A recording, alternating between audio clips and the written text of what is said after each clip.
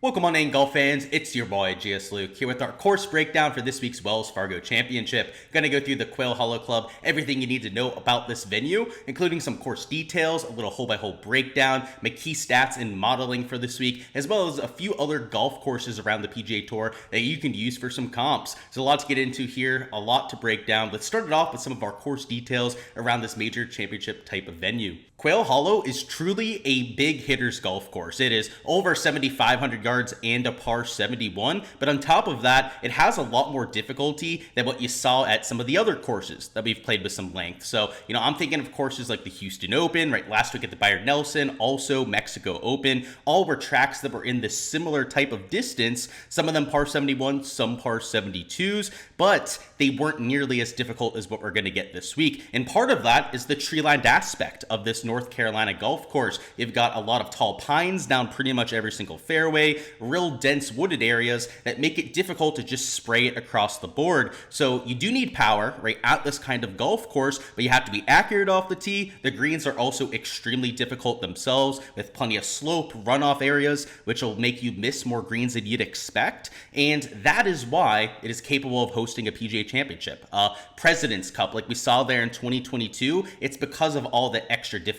So compared to some of those other courses that I mentioned, this track will play well over par, and for a variety of different reasons is much more difficult than what we get at those other stops. So a few specifics for you here. So first off, this is a George Cobb design. Most notably though, was renovated by Tom Fazio a few times over the last few decades. So much more of a Fazio feel here than what you had with George Cobb way back in 1961. And on top of that, we got a little bit of an agronomy situation going on. So we have everything listed as overseed here, right? We got the Poetrivolous overseed, which we saw for most of February, March, and April out there on the PGA Tour. But it's worth noting that the GCSAA, right, went out of their way to tell us that first off, the Bermuda grass is starting to come through on the greens. It's about a 50-50 split between that POA overseed and that Bermuda grass base layer. But around the other parts of the golf course, it's not just on the greens, but the fairways, the intermediate cuts, even the rough has a little bit of an effect as well. So you can see that they have the rough at like a 90-10 overseed split. So obviously the overseed a little bit more dominant there, but on the greens, something that we're going to have to monitor this week and probably just hear from the players themselves are whether we have a bunch of grain out there, right? Whether they're playing like a true Bermuda grass, maybe they're still a little bit more overseeded like we saw for the last few months, but because we're getting into the summer months here, you're going to start to see that change across all the different golf courses that we're playing. So this is something that I'm not really going to incorporate into my model, right? I'm not going to be looking at a specific type of grass until I know what the players are saying is the dominant surface, right? If I'm hearing that it's grainy out there, we'll go and use some Bermuda grass stats. But if I'm hearing that they're carpet-like, right, they're perfect type of surfaces, that's probably indicative of the overseed being the dominant type. So that is maybe the one thing to keep an eye on here for 2024 is that the agronomy is not as straightforward as what we've had for some of the other events. But a few things to note from the scoring perspective, on top of just the scoring in general being harder here, you have harder to hit fairways, the pretty narrow targets out there. Your green and regulation percentage is lower than usual, which kind of surprising because it's not super firm and fast at this golf course. And we also have nearly 7,000 square foot greens, but because of the undulation, some of the runoff areas that we have around here, they play a lot smaller than the 6,500 square foot. So that's part of the reason for why the green and regulation percentage is so low, but your scrambling rate, right, real difficult greens is lower than what we're used to seeing. Your 3-putt percentage is higher than your PGA Tour average, again, because of all those slopes, lower birdies, higher bogey average than what you're used to seeing. So all what we're used to seeing at a difficult track like this. But what I want to notice down here are some of the advanced analytics that Bet the Number is giving us. And of course, guys, if you haven't already checked out Bet the Number, go out, use my code Gsluke if you haven't already. You can get a free trial over there, a discount on any membership, and it gives you a real good way to deep dive all these golf courses. So first off, you can see there are 12 driver holes out of the 14 tee shots, which is much more than usual, but it's not truly a bomber's paradise because you still have to keep it in play, right? The courses where we see like an 8, 9 out of 10 when it comes to bomber's paradise are courses with not a lot of penalty off the tee, right? So Mexico Open was like a 10 out of 10, I think. I think the Byron Nelson last week was like something like a 7.5, 8 out of 10 when it came to bomber's paradise, because there are a few holes holes at Quail Hollow that you can get into trouble, and that's why it's not nearly as much of a bomb and gouge course. But still, 12 driver holes out of 14 is huge. You have 2 drivable par 4s, which can be a less than driver hole, but everything else, right, the par 5s, the longer par 4s that you have around here, you're pretty much hitting driver all day. So players that are hitting it longer than usual are gaining about 1.66 shots gained to the round, and that is just with their off the tee play right there. So this is what I mean by it's a bomber's fest, right? It's a big hitters kind of golf course. If you're short, you're losing almost a stroke and a half, right? And if you're long off the tee, you're gaining nearly 1.66 shots per round. In terms of our approach profile, you'll see that there's a lot coming from 175 to 225. In fact, right, this 175 to 225 range is normally right closer to, I don't know, like 4, maybe 5 shots per round, right? The fairway numbers alone are at 4.5, 4.8. So you've got 1.4 shots coming from the rough. You've got 0.6 shots coming from other. So that would be like the pine straw, that sort of thing around this golf course, which again is much higher than usual. So if you take a look at the approach distribution, almost all the long iron ranges, so whether it's 175 to 200, 200 to 225, 225 to 250, you name it, right? All of those different proximity buckets are utilized more at this golf course than what you have on any other course this time of year. So kind of like the Mexico Open, Byron Nelson, right? Players that can gain strokes with some of the clubs that are longer, right? Let's say from 175 and out, get a huge advantage here. So you'll see that with the approach shot distribution, right? From 50 to 125, normally there's 4 or 5 shots around, right, where you're hitting a wedge. You can see here, right, it's about 2.5 that you're hitting per round. So that is a much smaller number than what we're used to seeing. And even this 125 to 175 yard range, which is normally the most prominent bucket out there in the PGA Tour, you can see there's less shots from that range than what you have with some of those long irons. So it's a long hitter's course off the tee, right? When it comes to the iron play, of course, having that power is going to help you with hitting some of the longer irons. And something else to consider here is apex height. So this is something that I'm going to include in my modeling, more so on that side than anything. But players that can launch iron shots up into the air are capable of holding these greens, right? When you're hitting a shot from 200 yards and you've got these greens with all the undulation they have on them, to hit that specific portion of the green, right, where you'll have a reasonable look at birdie, requires you to launch the ball into the air, right? If you're going to get close on some of the 200 plus yard par 3s, you better be somebody that has that high apex height. So not something that we can really look at from the course perspective, but that'll be a little bit more important later on when we're talking about the modeling. In terms of around the green shots, you can see some of the analytics down here. Really just in general, I was looking at this before, they're more difficult than usual, and a lot of them are coming out of the bunker compared to most golf courses. Your putting distribution is pretty spot in line with what you're used to seeing. I will say though that the 4 to 6 foot range is a little bit lower here than what we're used to seeing. So some real difficult greens to putt. I would say that it slightly de-emphasizes putting, if anything, because everyone's going to have trouble with those 8 to 15 footers. So if you can be a plus player in that range, you're going to gain a bunch of strokes to the field. But at a course with all this undulation, all this slope out there, it's difficult to make those putts to begin with. So that's what we're looking at for a golf course. Now let's go hole by hole, give you a taste of what these players are facing. But we're going to circle back to some of the shots gained metrics and winners here later on. If you look at this leaderboard, right, it's almost all bombers, right? Like Michael Kim's the first guy last year that doesn't hit the ball a long way. Year before that, right, when Rory won. Worth noting that 2022, by the way, guys, was not played at this golf course. So over here on Bet the Number, right, they have that deselected. So 2023 was last year they played here, signature event. 2021 was a normal field event. And again, 2022 was played at a different track. So that was because of the President's Cup, right? They didn't want to use the golf course twice in that short of a span. So make sure that you're deselecting 2022 when you're looking at the stats. But 2021's the year that Rory won. A surprise would be Answer, who's not very long off the tee, right? He finished in second. But once again, it is all bombers up there, maybe except for Patrick Reed, right? You go back to the year before that when Max Homa won at this event, it's almost all bombers up there, except for, I'd say, Jason Duffner, not super long, and same thing with Justin Rose. But this is a golf course where having that length is huge. You can see with the shots gained metrics, it is a ton of green with the approach play, and a lot with the off the tee too, right? Especially with like these top end finishers, almost all of them are gaining significantly off the tee. And if you take a look at last year, that was the case with everyone except for Harris English. So it's a course where the ball striking matters, that length matters off the tee, and usually get a top tier player winning it. All right, and now for our hole-by-hole analysis. So for some reason, they took these overhead views when it was really burnout out there, so not as beautiful as what we're used to seeing. But hole 1, 520 yards, not a handshake that you're used to out there. If you hit it in this fairway bunker, you're okay. It's not that deep that you can't reach the green. But this green complex, though it looks simple from the overhead view, has 3 distinct tiers to it. There are a lot of waves and undulation out there at hole number 1.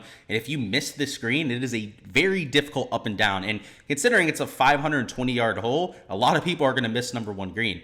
2 is 460, so this hole, a little bit of a dogleg from right to left, and a lot of players will just hit a 3-wood to the corner here. If you hit a driver, it makes it a lot more difficult to hit this fairway, but if you have that draw shape, you can pull it off, and I've seen Rory McIlroy hit it the whole way down here. So if we set target number 1 at like 350, he actually got it to 370 back there in 2021 it was when I was there on the course. Just ridiculous stuff. So this is a hole where you can see that power advantage, right? If you can take it over those trees on the corner, I mean, you could leave a wedge into this green, right? And it's a 460-yard hole. If you have to lay back a little bit further, play it like most in the field are going to, more conventional way, it's a pretty tricky hole, right? Hole 3 is 519, so another 500-plus yard par 4. This one's a pretty flat hole, doesn't play up or downhill, but still really tricky given that length. One thing to note is that this green is much larger than some of the other on property, as you'll see with some of the longer par 5s, right? They have to give you a larger target when you're hitting a 200-plus yard approach shot, and that's the reasoning for that. Hole 4 is your first par 3. This one is 187 yards. Once again, a pretty flat hole on this flat side of the property, and a much smaller green, right? Because it's a par 3, you have a little bit of a shorter approach shot here for most of your players. You definitely have a more emphasis on the precision.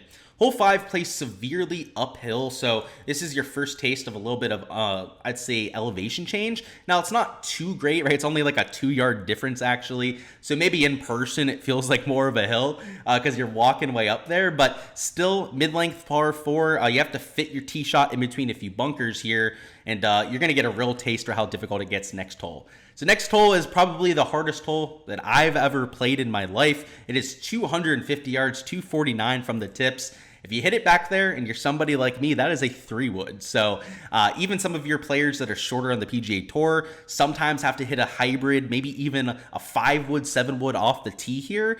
And there's a lot of undulation here. So for a longer par 3, right, you'd expect there to be a larger green. Not so much, right? This green's about half the size is what you have on some of those longer par 4s. So it is probably, and I don't want to say probably, it is for sure the hardest green to hit out there at Quail Hollow. And that one plays significantly downhill too. So even though it does play downhill, it's still playing like 240, and it is an absolute brute.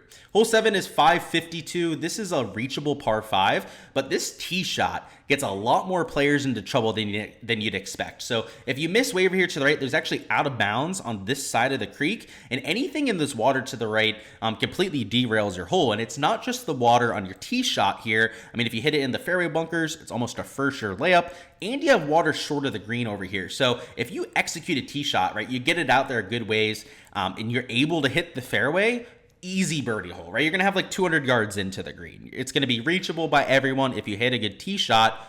The issue is getting it into short stuff. So depending on wind direction, if it's going from left to right, this hole is brutally difficult. If it's going from right to left, not so much, right? It gives you a little bit more margin for error when you have the wind coming off of that water hazard. But when it's going from left to right, this hole is just 10 times more difficult. Hole 8 is an easier hole. So you got that par 5, right? That'll be pretty scoreable for most. And then you have hole number 8 that's just 350 yards. This is one of the quote-unquote drivable par 4s because if you are a longer hitter like Rory, Wyndham Clark, for example, you could get this just in front of the green. But a majority of players will lay back a little bit, maybe hit an iron or 3-wood off of the tee and leave themselves a 100-yard shot in, something in that range.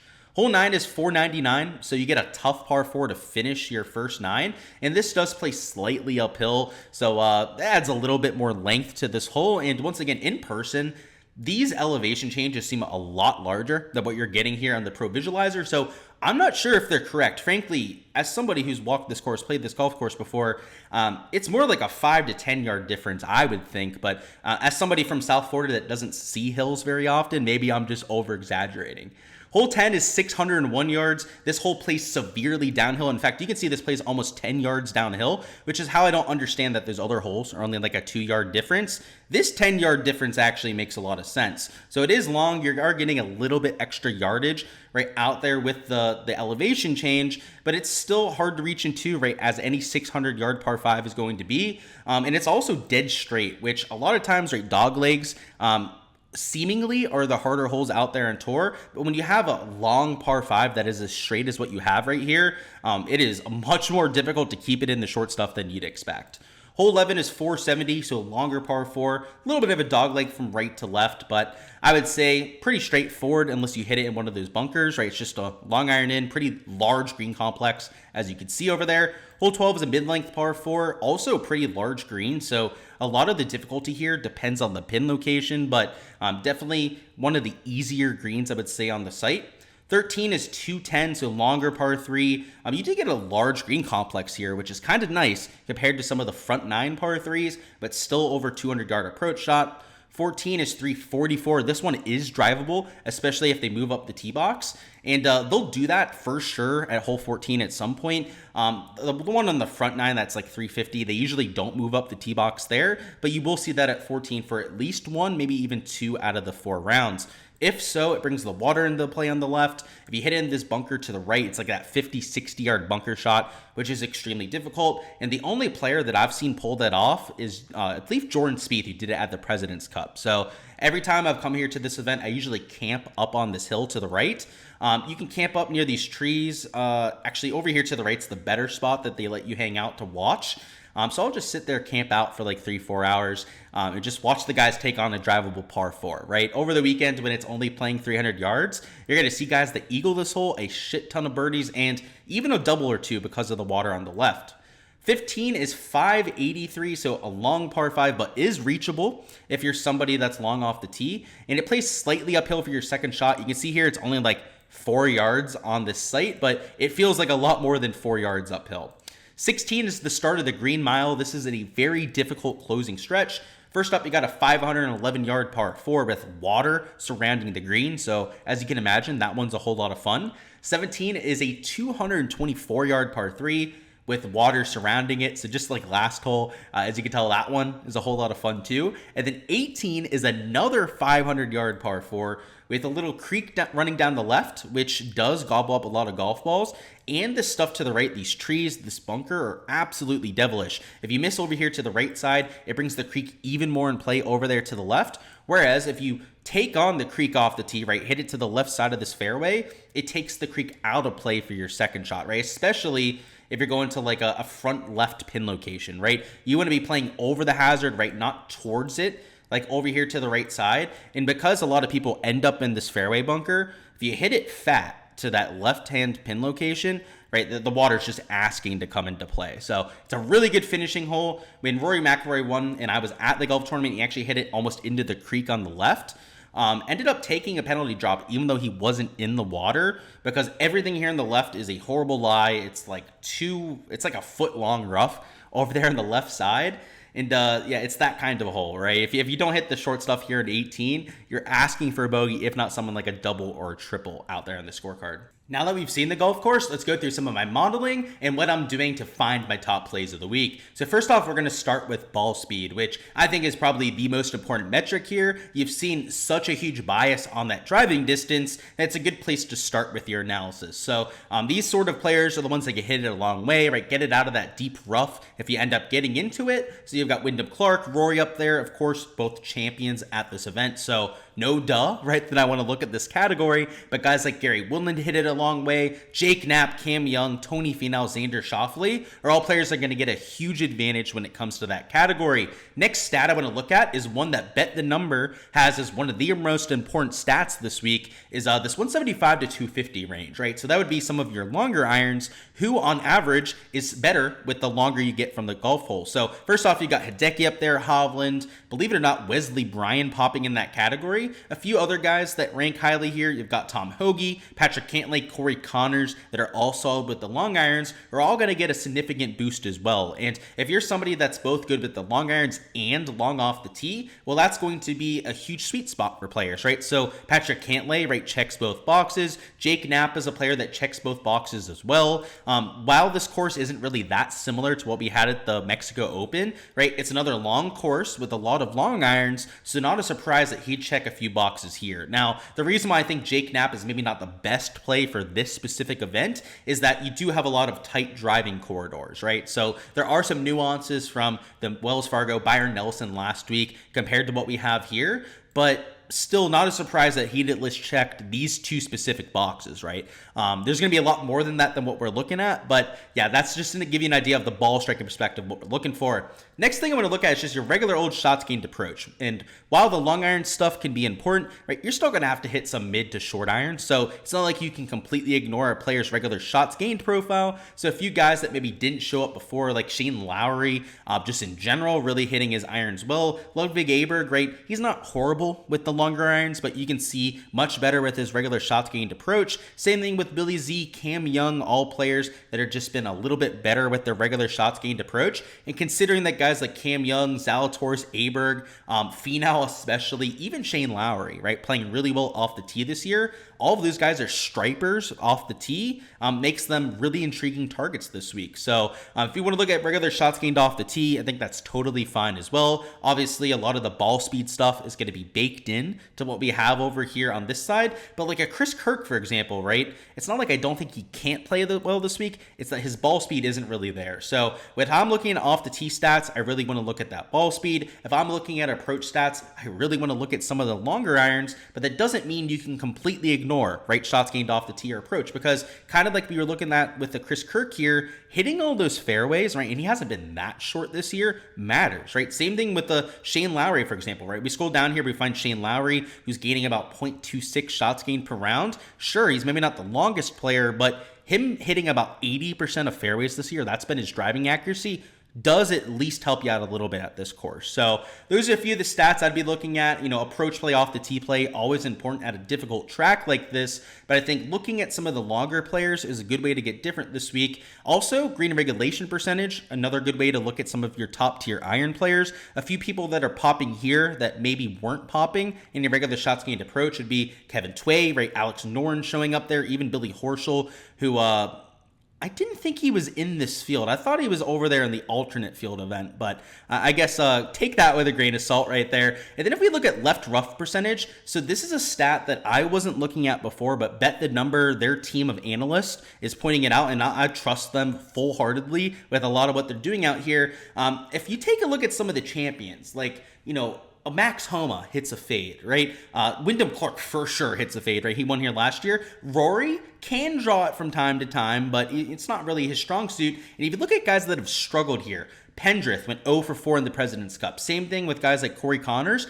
All of those guys hit hard draws. So maybe that's what they're going with. They have over here at Bet the Number, they have a much better understanding of these golf courses than anyone else in the industry. And I would imagine the reason why they put left rough tendency right out here in the custom model is that if you miss left on holes, it's a little bit more worrisome than missing right. So a few players that just don't miss to the left would be a Tom Hoge, Siwoo Kim, also guys like Tom Kim, all really good with that left to right ball flight. Now, Siwoo can hit it from right to left. I'd say even same thing with Tom Kim, right? He's capable of hitting it right to left, but they don't miss to that left side, right? That's the huge difference right there. So you can throw that in for a little bit. And then we've got bogey avoidance over here. So this is just bogey percentage out there for players. Obviously, a lower number is what we're looking for. Players that are good at avoiding bogeys at difficult golf courses would be, first off, Alex Noren. I don't love his off the tee play, but you know, he's number one in the model for a reason over here and Bet the Number. He checks a lot of the boxes we're looking at, but Xander Schauffele been really good with the bogey avoidance. Ludwig Aberg, maybe a little bit surprising, right? Has not made many bogeys this year. Tom Hoge, Tommy Fleetwood, Taylor Pendrith showing up in that category. The only thing I'll say about Pendrith, and I guess he'll come up when we talk about the comp courses, is even guys that haven't played at the Wells Fargo very often, maybe have that form over there at the President's Cup, right? And Pendrith and Corey Connors both went 0 for 4 this year. Last year, he played this event for his first time ever and ended up missing the cut here. Though he has really good stats otherwise, right? He misses to the left a ton. So this is the kind of key stat that I haven't looked at historically that really might make the difference here for 2024, because a lot of the guys that surprisingly haven't played well here do miss a lot to the left. So let's go through a few of them here, right? Max Homa does, but he's still won here before. So he's, of course, a little bit of an exception to the rule. But Peter Malnati, right, he's got that really big draw shape, right? He misses a lot to the left. He's not played very well here, right? His best finish is a T34. We go down a little bit further. Patrick Cantlay misses a lot to the left, and right, he hasn't played that well here. So though he checks the box with the approach play, he's a really good ball speed player. Maybe the reason that he's not going out there and finishing top 5 or winning is because of that left rough tendency. So again, I'm not as in tune with this left rough stuff as other people are out there. We do have counter examples, right? Like JT won the PGA Championship here, right? He misses to the left a little bit too, right? Same thing with Max Homa, but they're not dark green in that category, right? Maybe they miss over there a little bit, but they're not guys like Malnati, Pendrith, Cantlay, right, that have that miss to the left side. So maybe just something to consider right out there for your own analysis. But for me, it's a lot of long irons. It's a lot of that ball speed that we mentioned, and then just good old shots gained off the tee and good old shots gained approach. So next we'll go into some comp courses that you guys can look at. But the modeling for this week is extremely ball striking heavy and a lot of those niche categories that we just mentioned. All right, and now for some comp courses. So first off, we're going to start with the Valspar Championship, which for just normal comp courses is, I think, the best thing we can look at, because it's a tree-lined course, relatively long. You've got just a lot of difficulty in general around the Valspar. And it's not just a course where you're challenged off the tee, but you've also got some difficult green complexes and around the green shots as well. And if you take a look at some of the guys that have played well here, a lot of them have also showed up at the Wells Fargo. Now, maybe a little bit less off the tee heavy than what we're going to get this week. So Peter Malnati did get the dub this year, but right, number 2, Cam Young, right, one of those longer players, like Mackenzie Hughes, right, a pretty good all-around player that is surprisingly long off the tee. Not a surprise to see them playing well. So Xander Schauffele also topped 5 this year. Go to the year before that, Taylor Moore, right, pretty long off the tee, so checks that box. And I would say an all-around player too. Same thing with Adam Schenk, Tommy Fleetwood. Jordan Spieth also finished top 3 there, but last year's champion, right, top 5 at the Valspar the year before that, which is probably something that not a lot of people think about when they think about that event. Go to the year before that, Sam Burns won, right? Sam Burns went back-to-back, so of course a bomber getting it done at both golf courses, but JT always plays well at the Valspar. In fact, has played well over the last 3 years there. You can see he finished top 3 at this event and won the Quail Hollow PGA Championship. You've got Matty Fitzpatrick up there. And if you keep going back again, right, Sam Burns won the year before that. You had Keegan Bradley in contention back there 2 years before that. A lot of players that are really good off the tee. So I think there's a lot of comps that can be made. This week's probably even a little bit more off the tee heavy than what we had for the Valspar, but still pretty good comparison when things are all said and done. Next up, we're going to have the home of the Farmers Insurance Open. So this golf course is a lot more wide open off the tee. Doesn't have all those driving corridors than what we're going to have this week. But the Farmers, one of the more difficult tour stops that we have the entire year. And it's about distance off the tee. And then the green complexes are real difficult like we get this week. Like I'm talking 70, maybe top 80 percentile difficulty on and around the greens is what you get at both of these tracks. So it's not just about, right, that power, that ball striking that you get at these big boy golf courses. It's also on and around the greens there. So a little bit of a different test. Agronomy, completely different. Again, looks different off the tee, right? It's a lot more wide open around the Farmers Insurance Open, but it does emphasize a lot of the same stats. And if you take a look at this golf course, it almost always has bombers towards the top. So Knapp, Jaeger, Hogard, right? Even Pavon hits the ball pretty good way. All were finishing top tier there, right? Tony Finau also finished in the top 6. Year before that, right? Max Homa, somebody who's won at this event right before, is somebody that you could look at. Keegan Bradley, another guy who got in contention at the Valspar, right? You're seeing a lot of the same names showing up here. So we go to the year before that when Luke List won, of course, another guy. And the reason why I bet Luke List at Torrey Pines, I bet him the year in 2022 when he was 150 to 1 to win. I got on to him because of this course comp, right? Because I like the differences between both golf courses. This course that year, he went out there, I think he finished like top 5 at Wells Fargo, or he was in contention on Sunday, that's for sure, when I was watching him going against Rory McIlroy. So I went, you know what, let's take him the next year over there at this golf course, and he ended up winning it, right? Will Zalatoris shows up. Jason Day, a high apex player, right? Always plays well out there. Ball strikers like a John Rahm showing up. And if you keep going back into the history of this event, you see the bombers and just players that play well at major championships getting the job done. So those are the two main comps I would look at in terms of, places that are comparable to what we're going to get this week. The other thing to consider is the President's Cup, right? So in 2022, though we don't have history at Quail Hollow that year, we do have the President's Cup stuff to look at, right? So different format, everything like that. I know this is Wikipedia, which is far from the most reliable source, but these match play records, I've gone through them. I believe they're all 100% accurate. But, I remember Jordan Spieth going 5-0, right? JT went 4-1 himself. Guys like Max Homa, right, who's won this at this golf course before, went 4-0 in match play. I don't think that's a surprise, right? Like even Cantlay, Finau, right? Some of the bombers that were on Team USA all ended up playing well. Xander, right? We've mentioned him as a pretty good course fit. All ended up playing well there. So all guys I think you can get a little boost to, right? So we don't have that year of course data, right, from this golf course. We can look at it from this perspective, though. And if you go over there to the international side, right, most players struggled. You can say Taylor Pendrith went 0-4, like I mentioned. Same thing with Corey Connors. 2 players that missed to the left a lot. But you know who doesn't miss to the left a lot, right? Siwoo Kim, right? He was one of the best players when it comes to left rough tendency. And he's the only guy on that team that had a positive record, right? He went 3-1-0, which if you're on the losing side and you still won 3 of your matches, that is extremely impressive. So Siwoo Kim, maybe the one guy on the international squad that you can look at with some good form. And it's maybe not a surprise given that he's pretty long off the tee. He's extremely accurate, which again, I think it's more of a power course than an accuracy course, but that can never hurt you, right? Hitting a lot of fairways, and a player that doesn't miss left all that often. So that's what I'd be looking at for some comp courses. Again, the courses with shots gained metrics you want to look at, right? Valspar, also this Farmers Insurance Open, I think make a lot of sense. Wells Fargo course history, of course, something you should be looking at. And then to kind of fill in the gaps out there with the Wells Fargo, these President's Cup stats aren't the worst thing to look at in human history. Alrighty guys, that is all I've got for the course breakdown this week. Before you hopping out of here, go ahead and smash that like button for me, and also subscribe so you don't miss any of the content to come.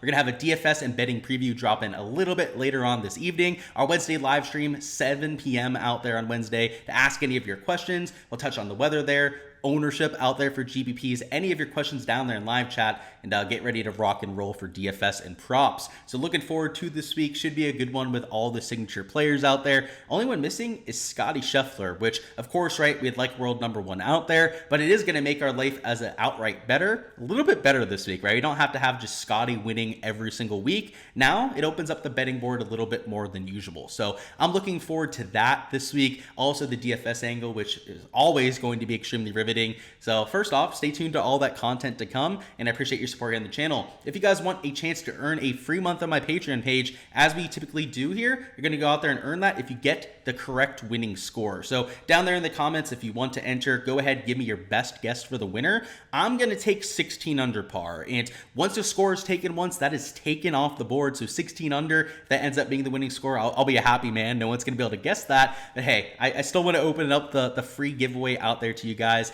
So go out there, claim your score down below. Let me know what you think the winning score is going to be, and let's go out there and have ourselves a week for this Wells Fargo. Appreciate you guys. Like I said before, best of luck with any exposure that you're getting to, and I see you guys for the rest of the content throughout the week.